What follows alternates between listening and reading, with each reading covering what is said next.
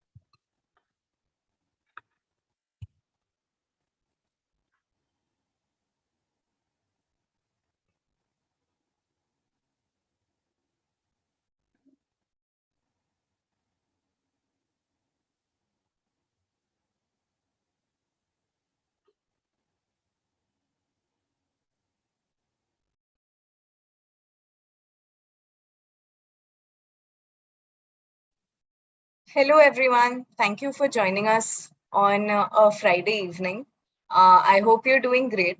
And we're going to start this webinar really soon. I think it's time, Supriya. We can start right now only. Let me just give you a little bit of introduction about Supriya. She has been counseling students going abroad for the last 10 plus years. For any questions regarding anything, any question that you come across, you can type it here in the Q&A section, and Supriya will take it up after her presentation. We'll be talking about a lot of things regarding MBA, MIM, how to go abroad, things that you need to keep in mind about going abroad. So, and we also have some polls for you. We want this to be a very interactive session. We have some polls for you where we would like to ask you some questions. And it will be really great if you interact with us, if you answer the polls, and then we'll be able to basically get a better idea of what it is that you need from these webinars. So, Supriya, all yours. Yeah. So hi, everyone. Those of you who have joined late, a very good evening to you all. Yes, so we are going to have a very interactive session today, and feel free to ask your questions at the end of the session. I'm sure, those of you who have joined, somewhere in mind, you have the idea of going abroad for studies. I mean, if not a full-fledged idea, probably the idea has taken seed in your mind. And thank you so much for actually coming to hear us out. So this presentation today is going to be on a topic which is very close to, something regarding your career, because I'm sure the discussion, what we have today is going to center around your career, basically.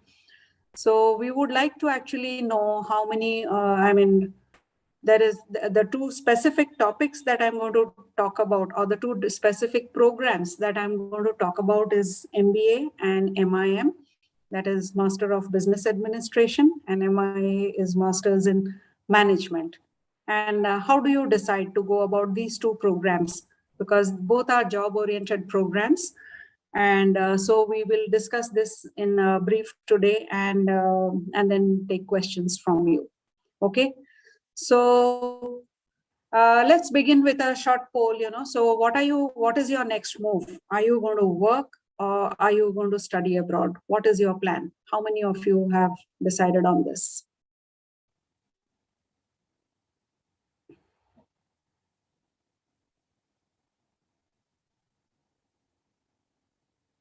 Okay, I want everyone to respond so that it will be great to have your responses.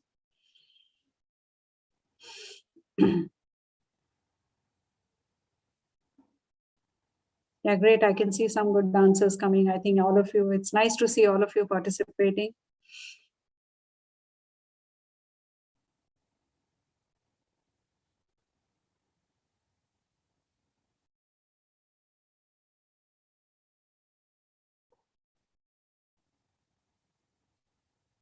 Come on, feel free to just air your views, you know.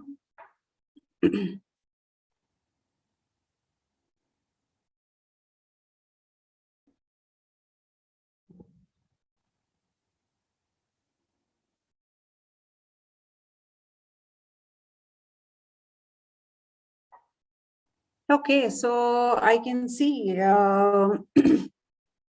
about 21% of you are looking at a job after graduation. Some of you are intending to go do your masters, and I can see that percentage is very high, about 45%. Great.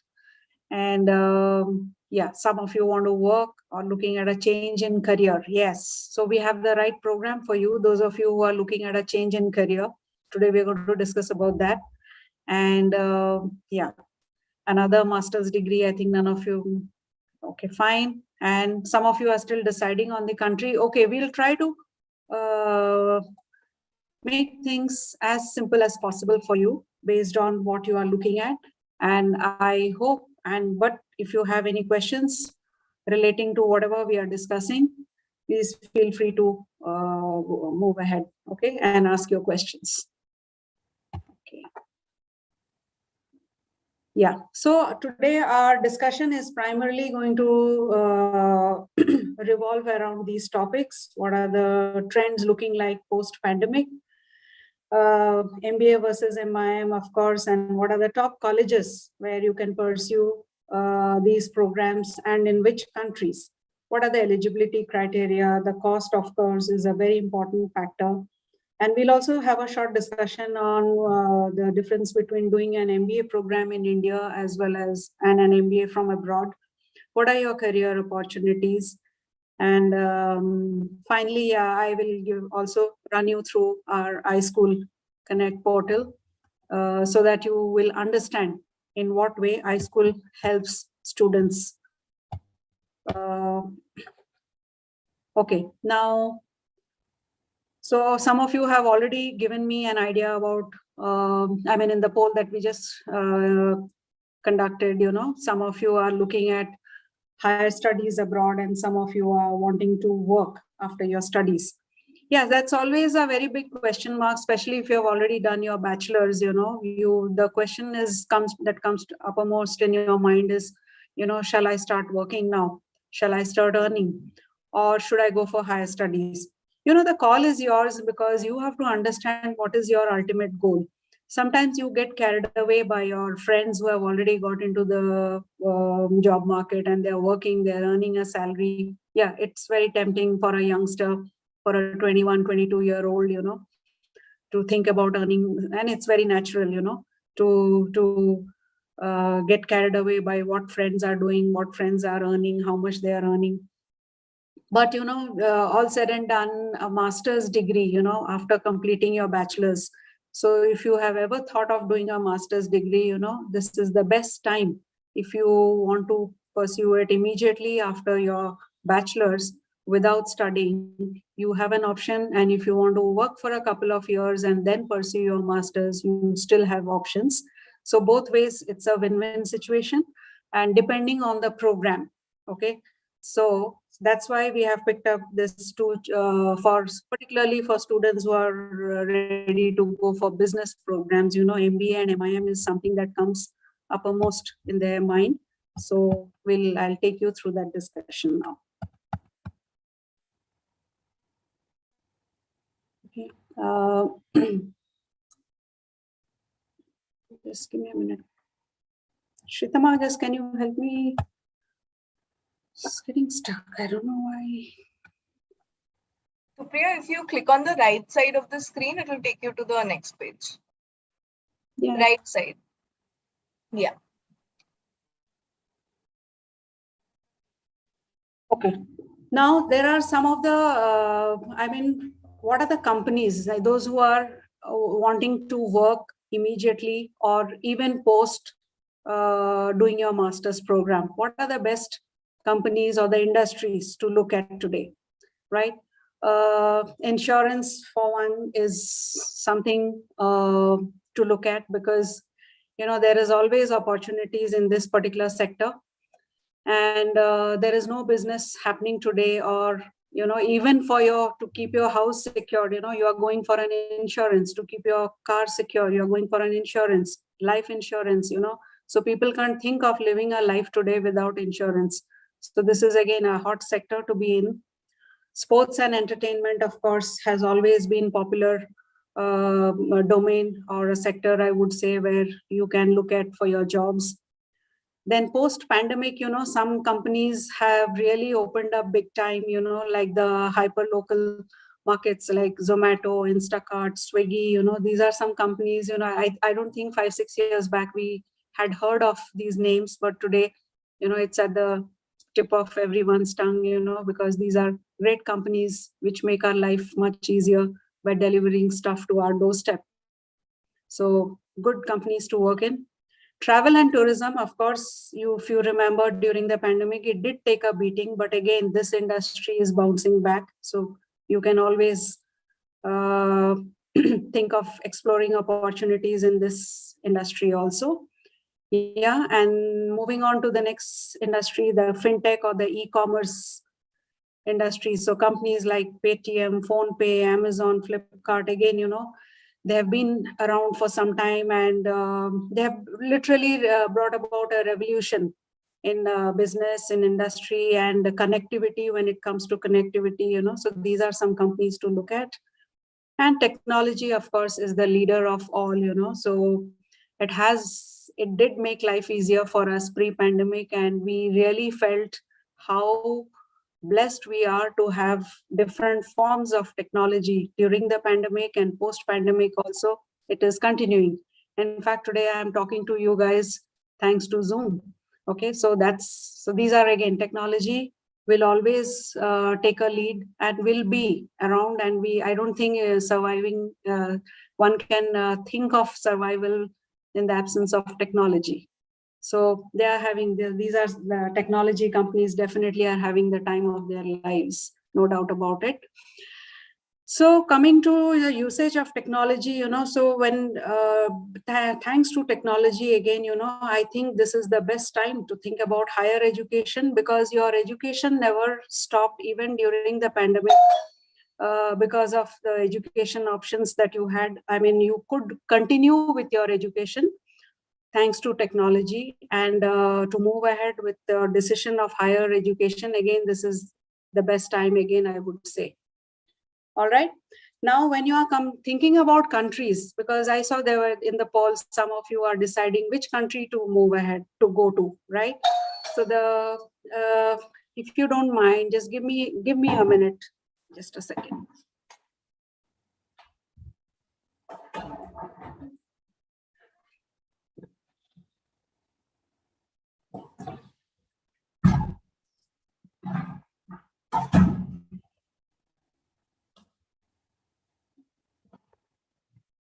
Sorry for the inconvenience. Yeah, I will just resume the discussion. Yeah. So coming to the popular destinations, what comes to mind is, these are some of the countries, that is US, Canada, UK, Singapore, the European countries, and of course, Australia.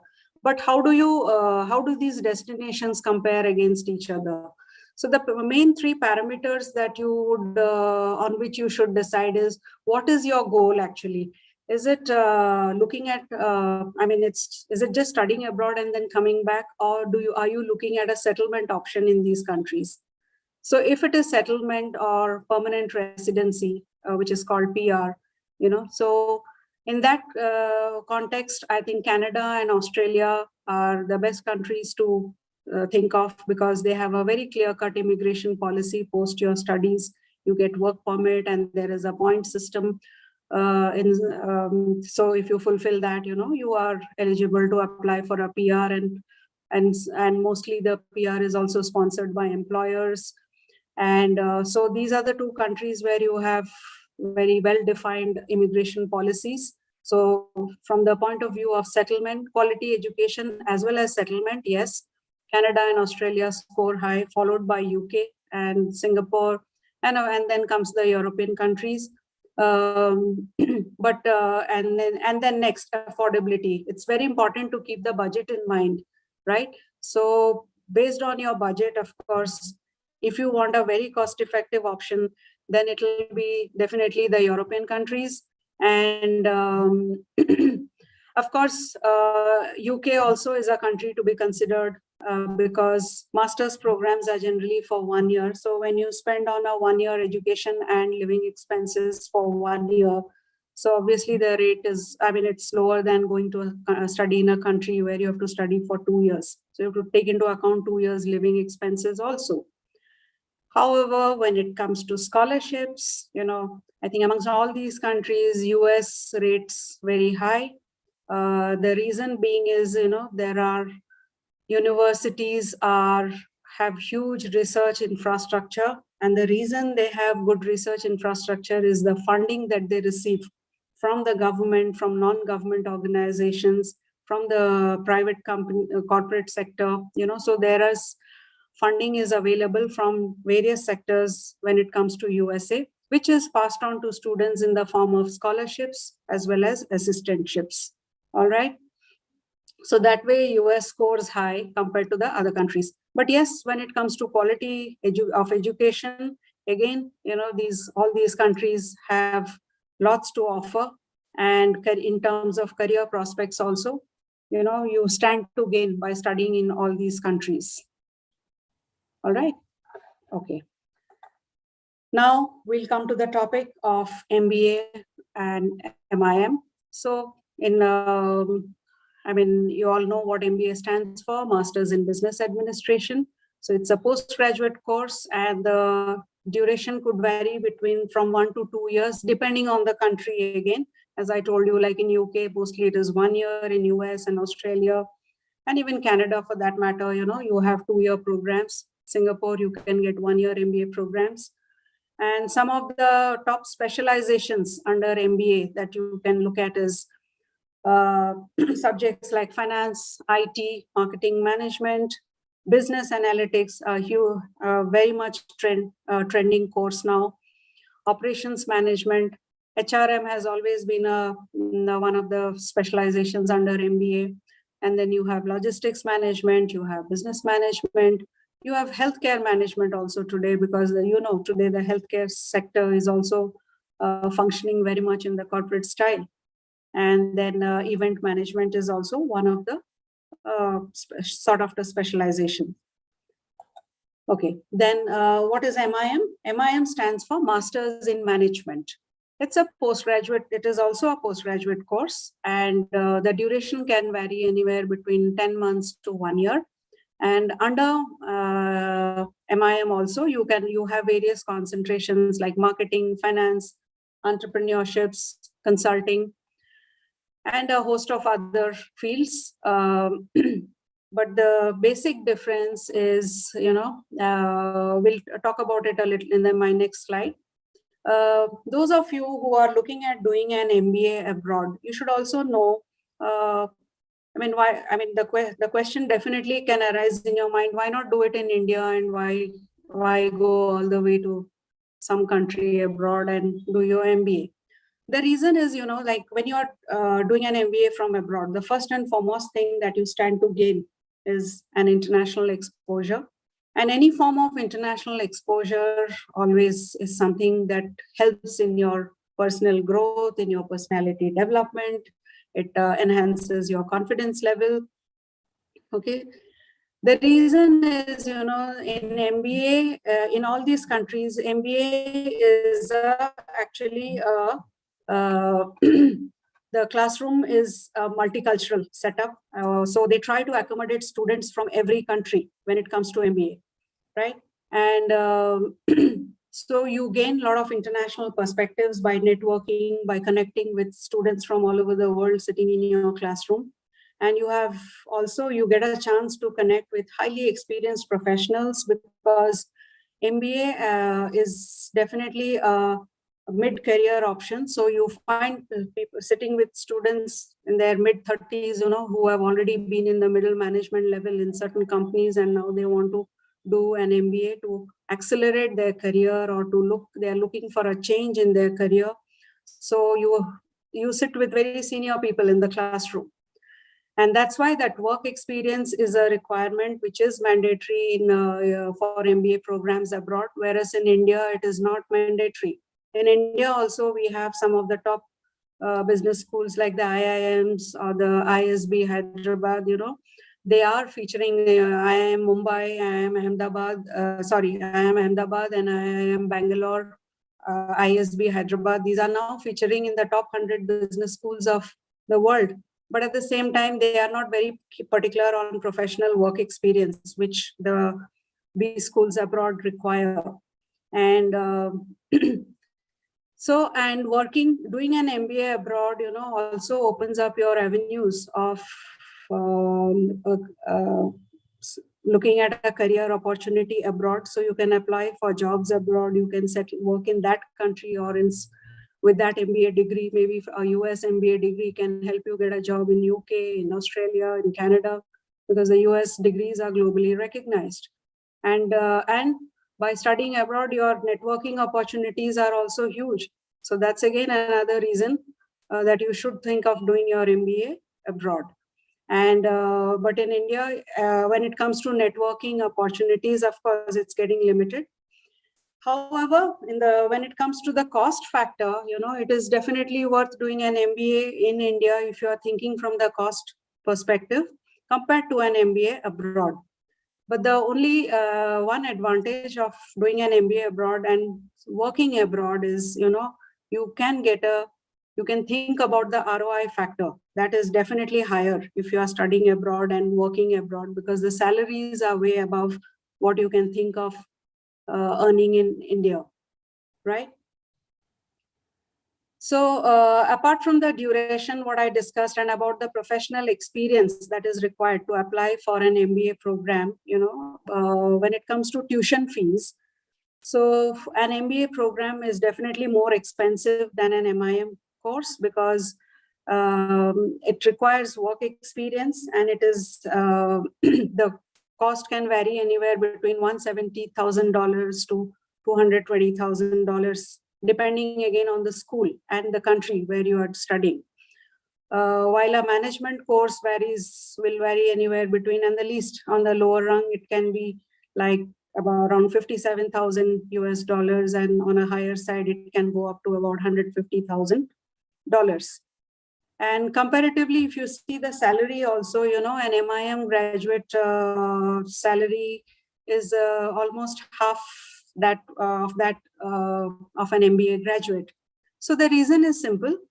For a person getting into a management program, master's in management program might be a complete fresher, and he has no work experience. But people doing an MBA are those who are already worked, who have earned salaries. So the kind of salary they are going to command is definitely going to be higher than a fresher, right? So that's the basic difference between MBA and MIM. So these are some of the top colleges in the world to pursue your MBA. So you're all familiar, most of you would be familiar with these names. So you have Harvard Business School, you have Stanford, Wharton School of Business, that is Business School of UPenn. Then in France, you have HEC Paris. In France, again, you have INSEAD, which has a campus in Singapore also. UK, of course, London's Business School is something that comes to your mind instantly. Then you have the Columbia Business School in US, you have IE Business School in Spain, Haas School of Business, that is the Business School of UC Berkeley in USA. Then you have the IESE Business School in Spain. So these are some of the top schools to look at for MBA.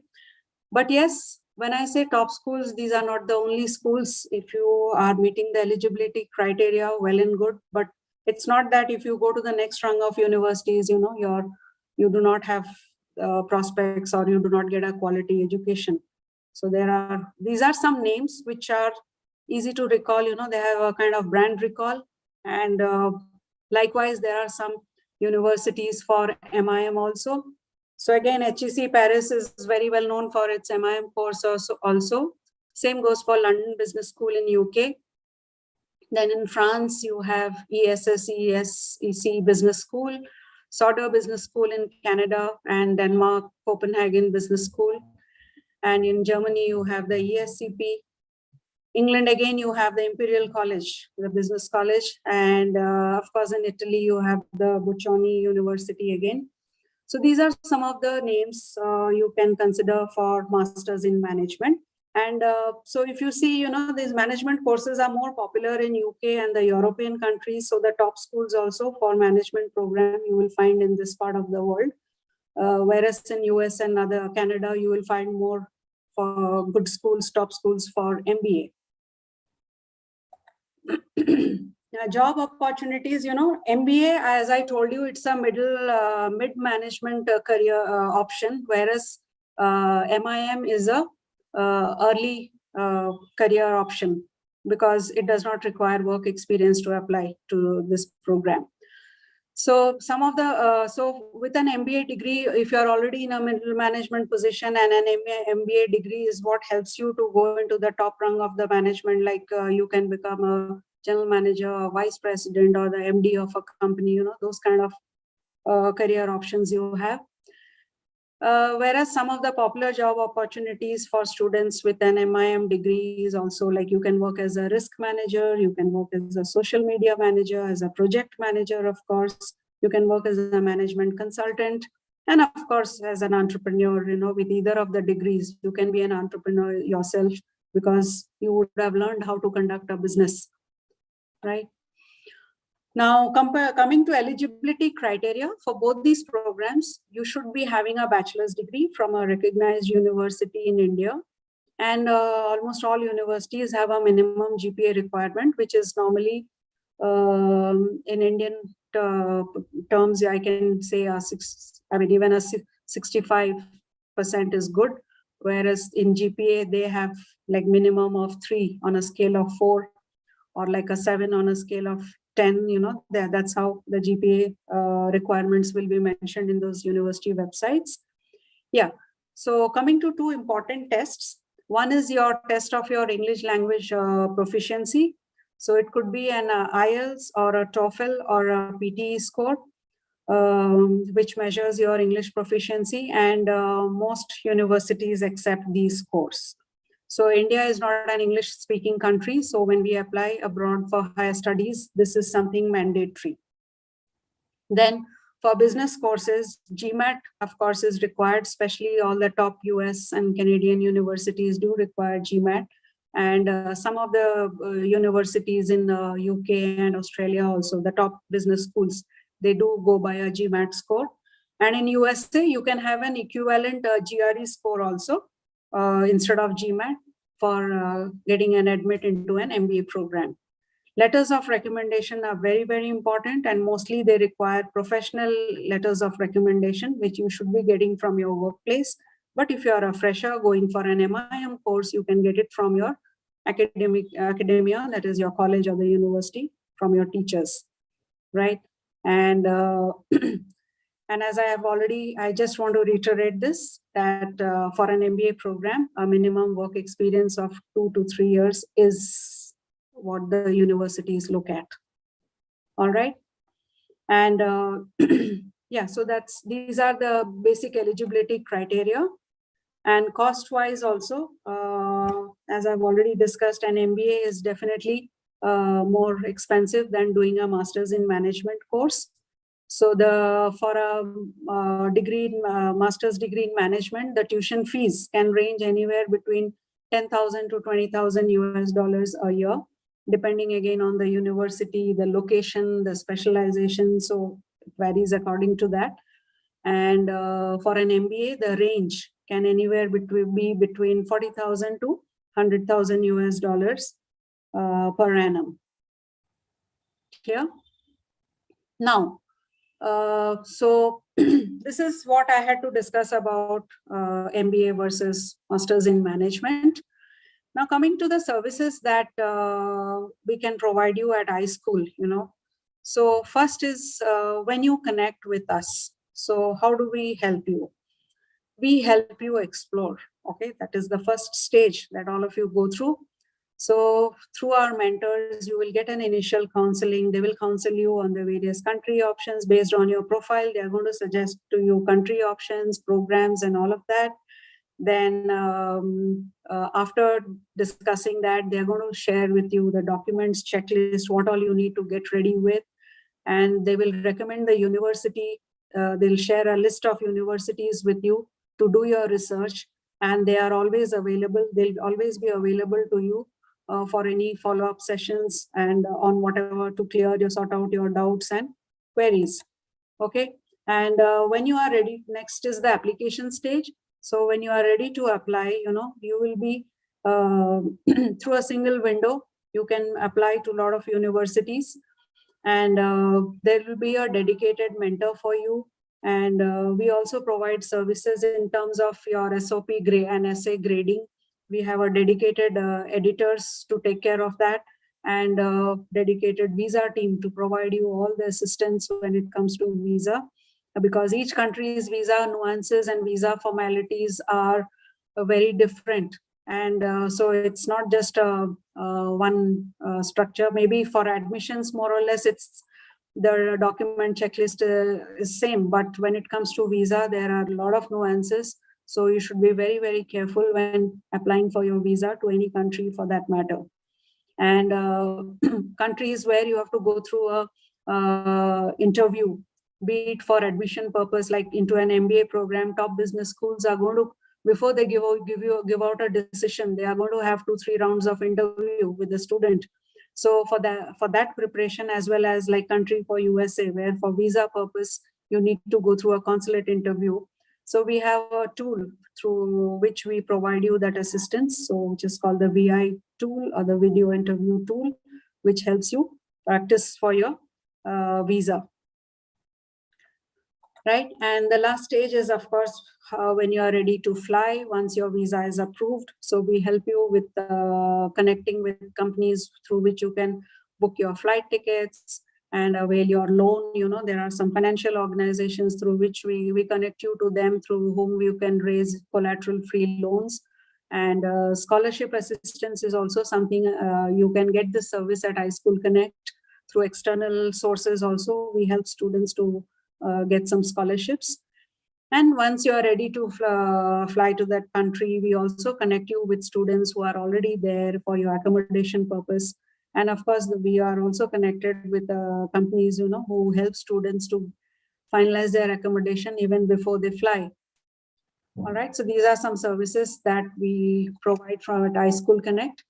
This is quickly, I'll run you through the roadmap, which helps you prepare for your journey, study abroad journey.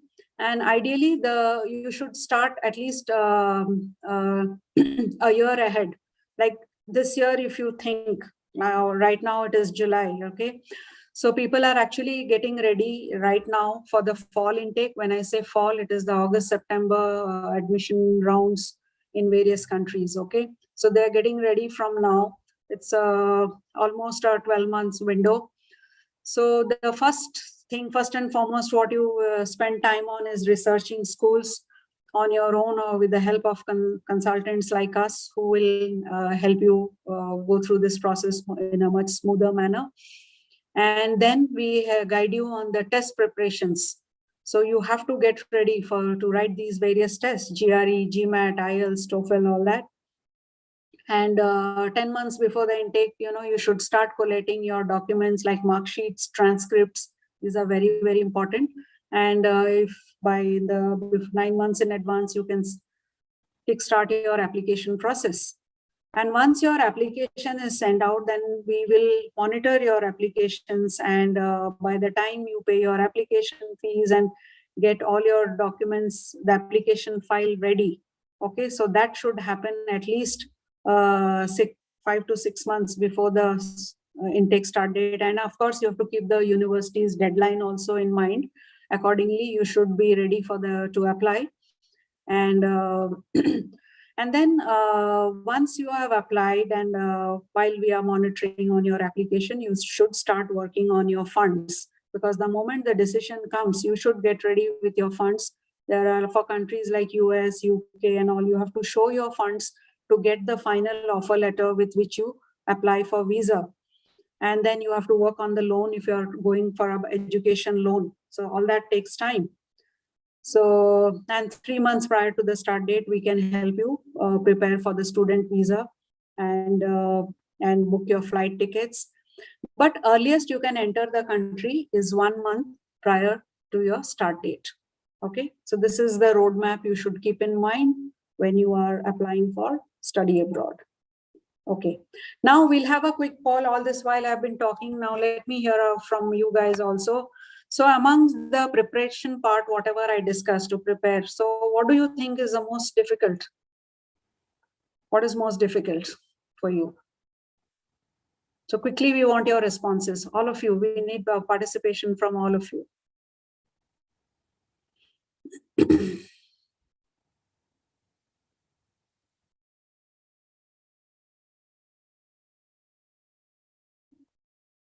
Okay, so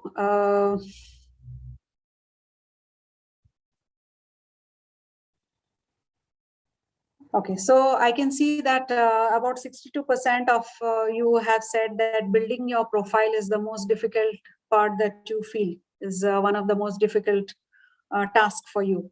Okay, so no worries. iSchoolConnect can help you with this. We have actually experts who guide students on profile building and much in way in advance before they're ready to apply. Okay, some of you have mentioned about scholarships. Getting a scholarship is your priority, yes, and you feel it's difficult. It's not difficult if you go in the right process, and you should know what is also important in terms of scholarship is, you know, which are the universities which are scholarship friendly, what are the external sources from where you can apply for scholarships. So that is something you should know. And the other process, whatever some of you are saying, whether it is the application process or the SOPs, LORs, managing finance and all that, definitely this is where we are going to help you. So no worries regarding all this. Okay. So yeah, so we'll just now move on to the next part of the presentation. Just give me a second. Okay.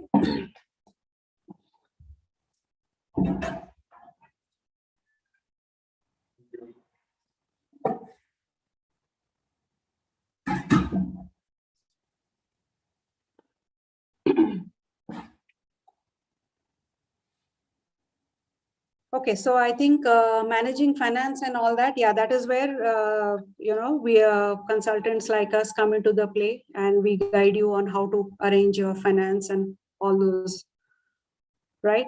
Cracking the test, we'll guide you through the different channels or the different training sources.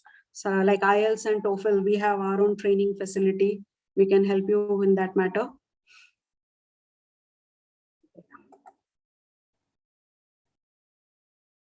Okay.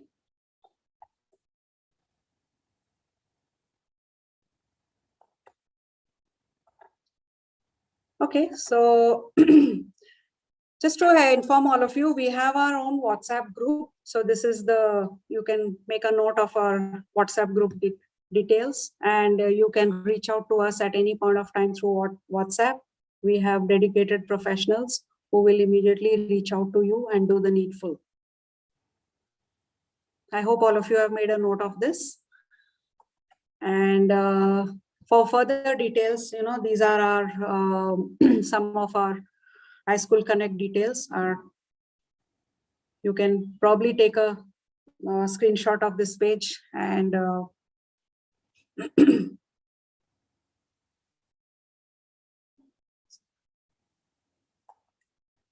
before I take your questions, you know, I just wanted to give a quick presentation of our portal. I'll just run you through the iSchoolConnect portal, which will again help you understand what exactly I was talking about all this while, about our services, right? So I'll just quickly take you through that.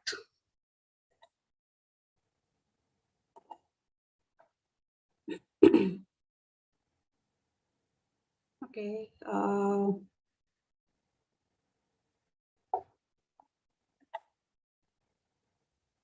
So you're able to see my screen, right? Yes, it's visible. You can share the, you can go on the ISC homepage from here. Yeah. No, I had a page open already, so I'll just move on to there.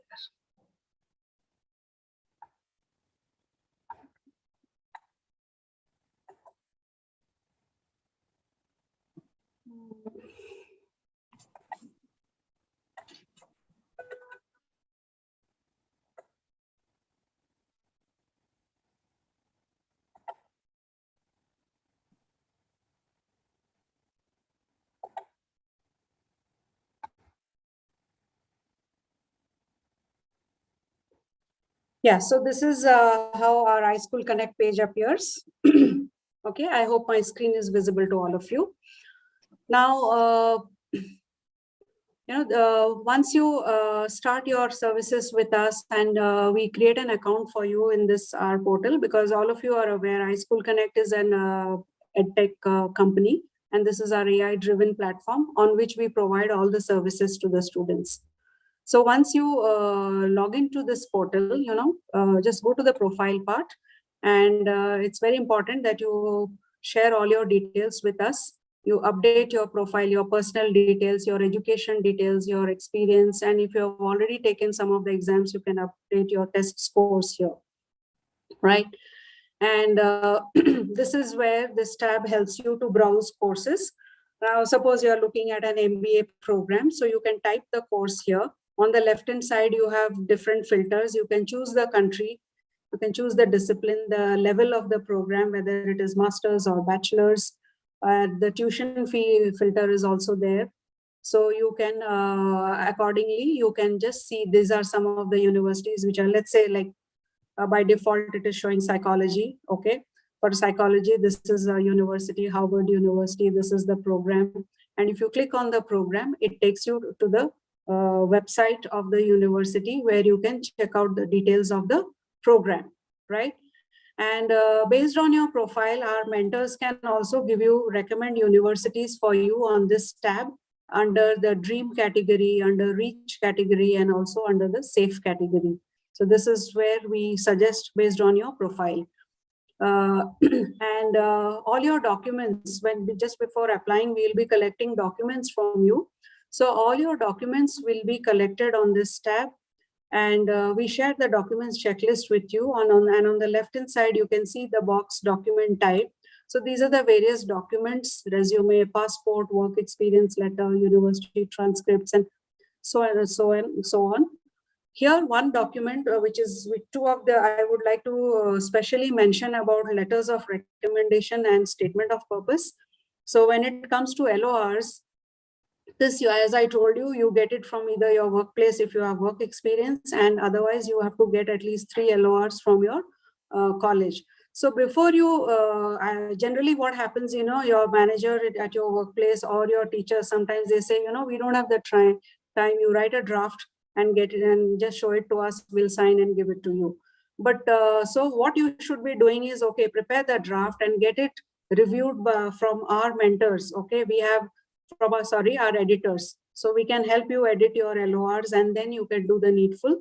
So likewise for SOP also, we have a very advanced tool, which I'm going to show you here. So, okay, so this is the tool, analyze SOP and essay. So these are, for this student, these applications we have already finalized.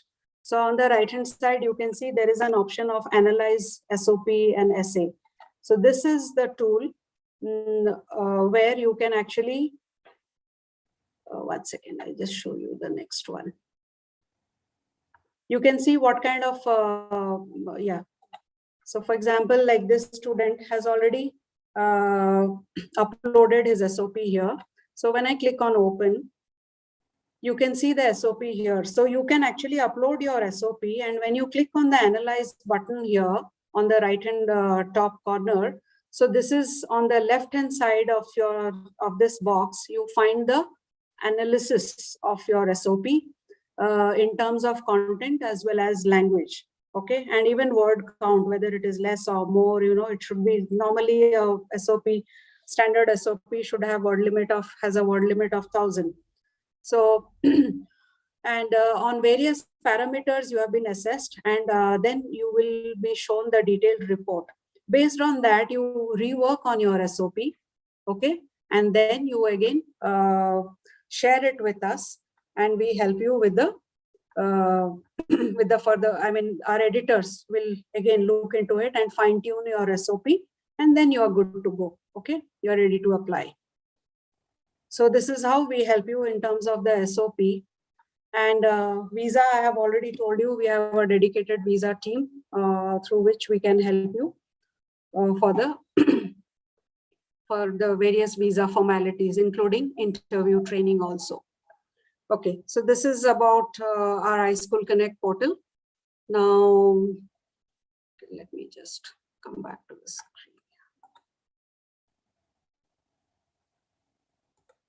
Okay, so do you have any questions? Okay, now we'll go to your Q&A session. And if you have any questions regarding our iSchool portal also, you can ask. And whatever I discussed about MBA, MIM, I'm ready to take your questions now. I think some of you have typed in the chat box. Okay. Those of you who still have some questions in mind, please type in the Q&A section. Let me look into your questions now. Okay.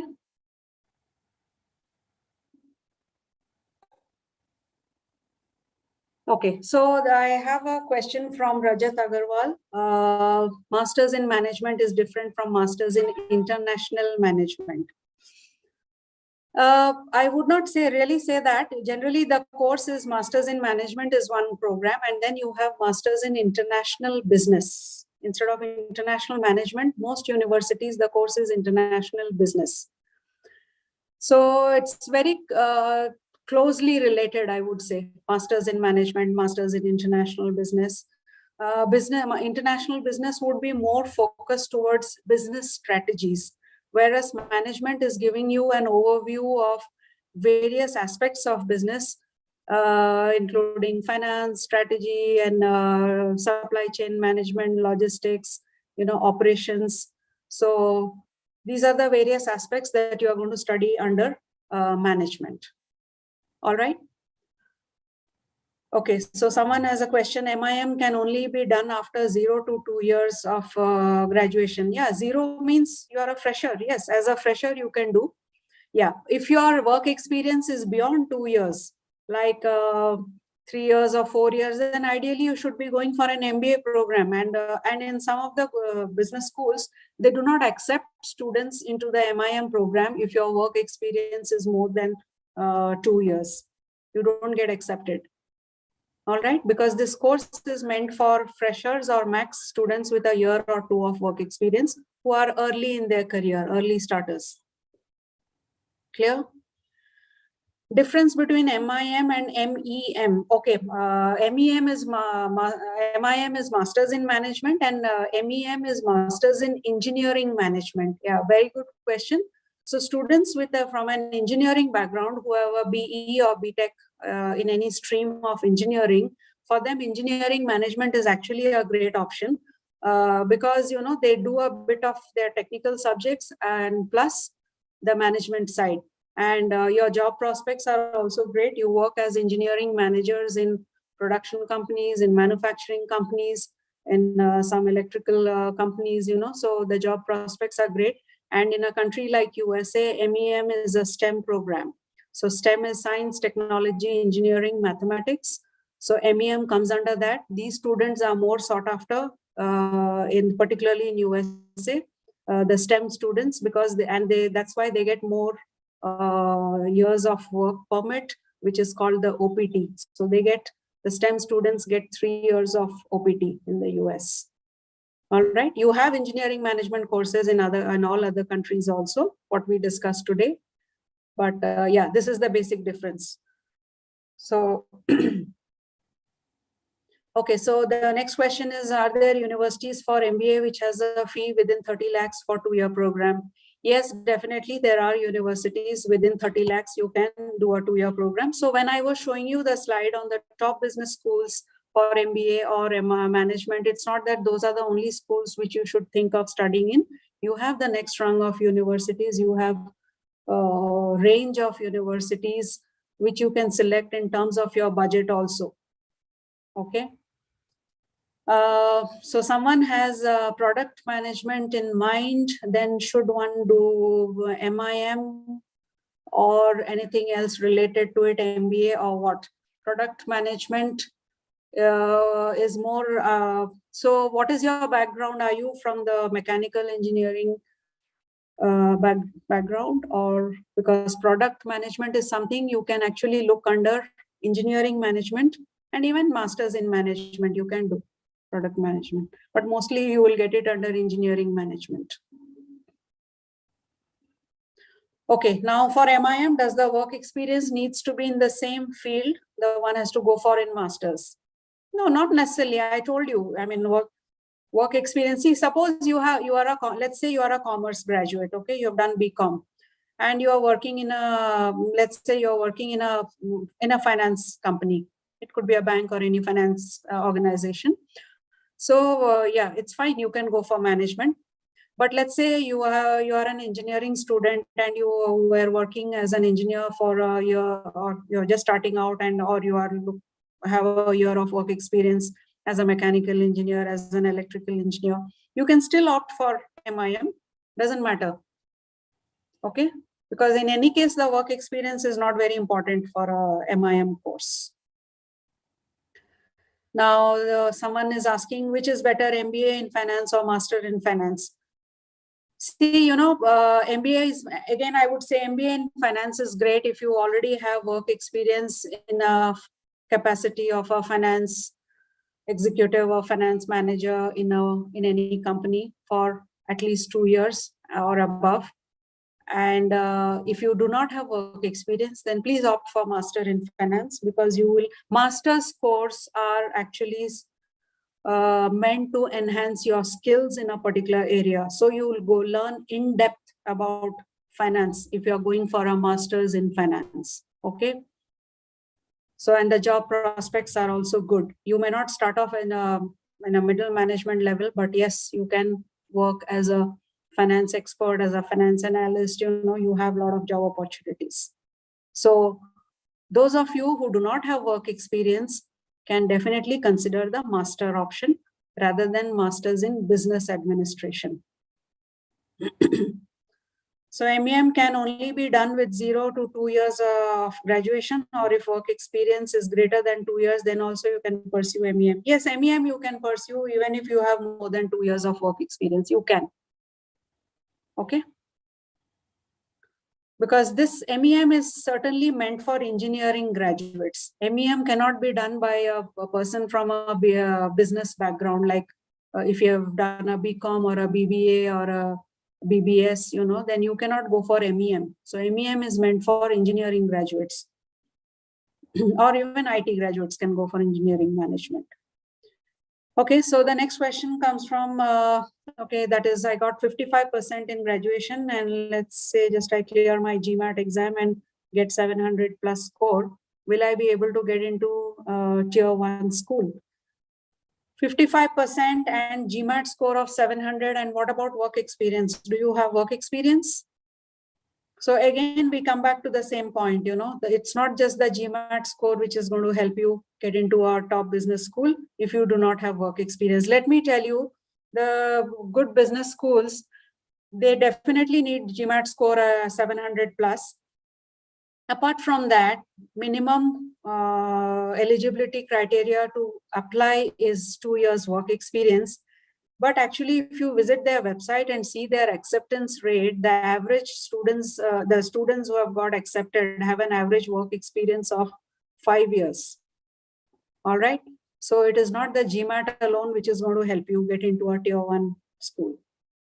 So you have 2 years work experience. Great. Yeah, you can appear for your GMAT and definitely you can get into a good school.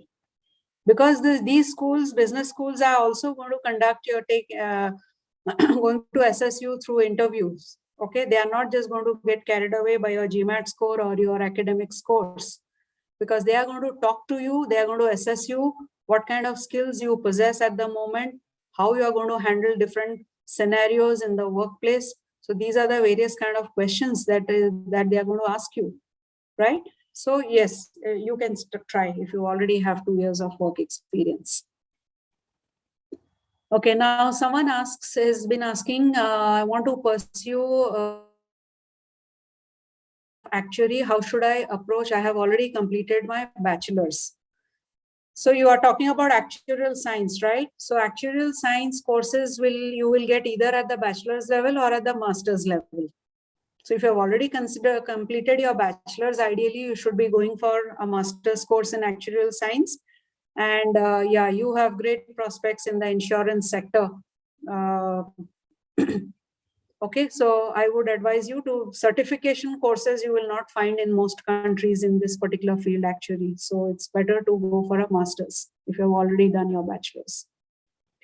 Okay, now someone is asking, is MBA in healthcare suitable for doctors? Yes, doctors do go nowadays are opting for MBA with a healthcare specialization in healthcare administration, or you have masters in healthcare administration also. So mostly it is students from the healthcare sector who are opting for these courses. Not just doctors, the dentists, the physiotherapists, the nurses, they are all opting for this MBA in healthcare or masters in healthcare administration. Okay, so the next question is BTech in ECE, but I'm talking about tech companies, product management. So I think you're talking about project management. If you have an ECE background and you are want to work as a manager, so you should be looking at a project management course. So you have standalone project management course also. You can go for a master's in project management. All right. Okay. Is it compulsory to have minimum 2 years of experience for MBA? It is very much advisable. If you want to get into a decent MBA school, you will see their eligibility criteria does ask for one of their eligibility criteria is 2 years of experience. However, there are a lot of schools now, whether in US or Canada or UK, where you are entering into an MBA program without work experience. But when it comes to trying for jobs, and it will be a big struggle for you, definitely, because you are competing with people who already have work experience, working professionals. They are already working professionals, and you are competing with them for jobs. Okay, another question, can doctors get into MBA program or master with only practice related experience? Yes, Komal, it is very much possible. Now, I see another question. Degrees like MIM, MEM, MIS have some consideration and credibility as MBA degree. Of course, so this is, with due respect to you, we in India give a lot of importance to an MBA degree. We think like it is the ultimate. Okay. I mean, if you are holding an MBA degree, then you have conquered everything, I guess. Okay, but it's not the case, So what happens in India, you will find students with an MBA degree, but working as frontline executives, sales executives also, because when they did an MBA degree, they didn't have work experience. So they do not end up getting the kind of jobs that an MBA degree holder should be getting, right? But in abroad, the scene is very different. You actually do not need an MBA degree to rise up in the hierarchy. But yes, when you want to get into that top management level, want to be an MD or a CEO or a senior vice president of a company, that time your MBA degree does come into effect. That's why I told you the average age of an MBA classroom is 34, 35 years. And you will see very senior people. It's a mid-career option. It's not an early career option. But courses like MIM, MEM, MIS have their own opportunities, and they are early level career options. And MIS is a great option for people from the IT background, management information systems. If you already have, you are working in the capacity of a manager in an IT company once you have this degree, management information systems. MEM also, same goes for MEM, that you work as an engineering manager in a relevant company, right? Okay, now Karthik has a question. BTech in civil engineering, want to change my field. Now I got placement in TCS after 2 years of experience. Which field will be fit for me? See, first of all, you are a civil engineering graduate and then you are entering an IT company. And this is something very commonly seen in India and it doesn't happen in elsewhere. Okay. But now that you are getting into TCS and if you work for 2 years, you will get a lot of experience in the field of IT, right? So you can apply for IT related courses later if you want. Especially in countries like Australia, Canada, they go by your work experience, even if you haven't studied the subject. So you can work in the field of IT. But if you want to go back to civil engineering again, if you want to do a master's in civil engineering, even after working for 2 years in IT, even that is possible. And then your job will also be in the field of civil engineering. So what will be a good fit for you should always be your call. Are you happy after studying civil engineering? And then when you enter TCS and in the 2 years time that you're going to work there, you have to assess, are you really happy doing the job of an IT professional? If you're happy, well and good. If you're not, then you might feel like going back to your core field, that is civil engineering. Okay, then my sister is in 10+2 and she wants to be a product manager. Any guidance? 10+2, so +2. So it's too early to think about being a product manager after your high school. So after high school, you should actually be thinking of doing a bachelor's degree. If you really want to be a project manager, I think what you are asking. So do a bachelor's degree in computer science or any subject in IT, do it, and then you can work for a while and then you can apply for a project management course and do it. Okay, now there's one other question. Completed my graduation in B Pharma, looking to pursue master's. Prime focus is to prepare for CAT and GMAT. Just want to ask, what's the best time to apply for MIM courses for TOBIs? Won't be possible for me to get 650 plus before applying in Europe, okay? Yes, you can take your 3-4 months time to prepare for GMAT and get a decent score and then apply. So majorly there are 2 windows for applying to these two universities abroad. So one is the January is one period and then the other time is the August, September, which is also known as fall in USA. So you have to plan accordingly, at least 6 months before the intake, you should be ready with your scores. So you decide whether you want to apply for the Jan intake or the September intake. Accordingly, you have to prepare. So shifting career choices seen as a bad thing in person's profile by good colleges, talking about 2-3 changes. See, I'm not understanding your question. Can you be a little more specific? What exactly you want to know? Have you already shifted career or what exactly is your question? If you can type it out once again, it will be good because I didn't understand your question. Meanwhile, I'm addressing the next question, that is, can you please tell about the job roles after doing MEM and MIS as the cost of studying? Yeah, MEM, I told you, you can work as an engineering manager or you can just work as a team lead, leading a team of engineers. And MIS helps you work. See, this project management, what I was talking, in some of the universities, it is also a part of the curriculum. So again, it helps you work as a team lead. It helps you work as a project head. It helps you work as an IT consultant, MIS. Which country helps to save more money in the same field of work? See, let me be very clear with you regarding one thing, like, as I told you just now, I was reading out one profile working, you have done civil engineering, but you are getting into an IT company. So that doesn't happen in the countries that we discussed now, be it US, Canada, UK and all. If you have done civil engineering, so you have to work, you will get your jobs in that field. No IT company is going to hire you. Okay, in India, things are very different.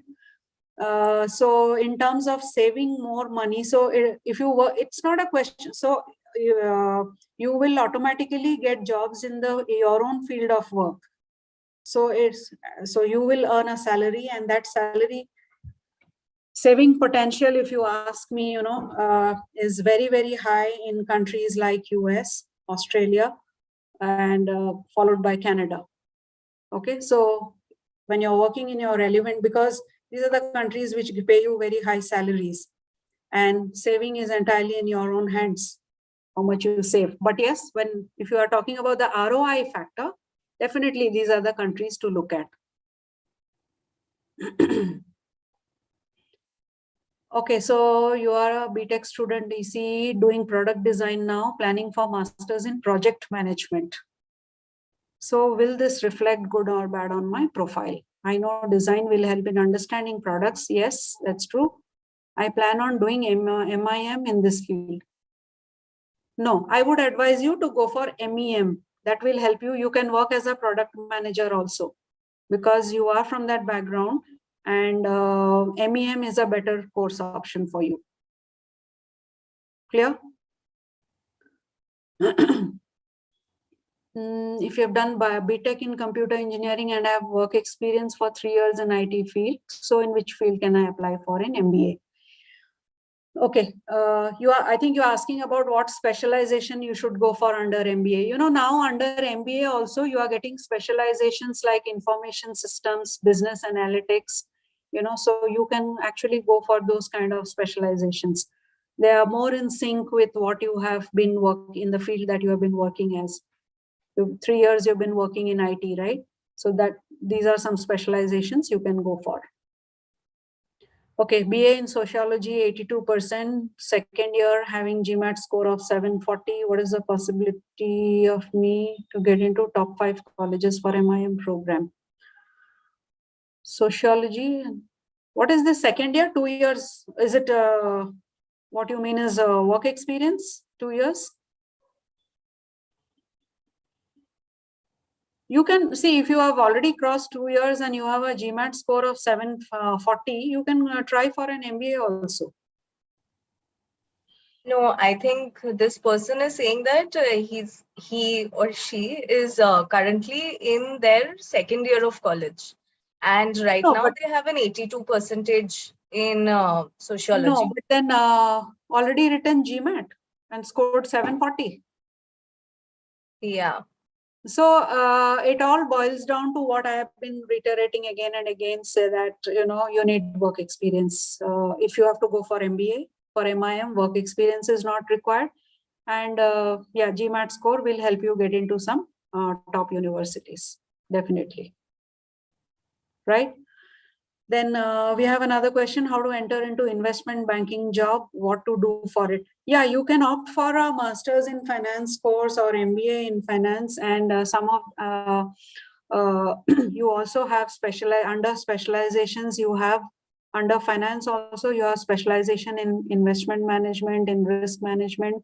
So you can do a master's in finance if you want to work in this sector.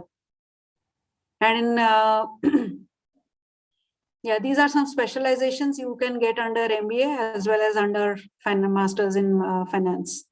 Okay. Yeah, so we have some more courses here. Yeah. What is the best course that can be completed at a low budget?